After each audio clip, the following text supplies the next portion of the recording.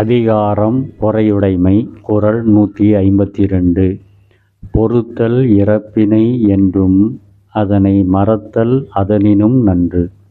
பொறுத்தல் இறப்பினை என்றும் அதனை மறத்தல் அதனினும் நன்று. இக்குறளின் விளக்கம்: தமக்கு செய்யப்படும் தாங்க முடியாத துன்பத்தை பொறுத்து கொள்ள வேண்டும். தமக்கு செய்யப்படும் தாங்க முடியாத துன்பத்தையும் பொறுத்து கொள்ள வேண்டும். ஆனால் அதைவிட சிறந்த ஒன்று உண்டு. அதற்கு செய்யப்படும் துன்பத்தை மறந்துவிட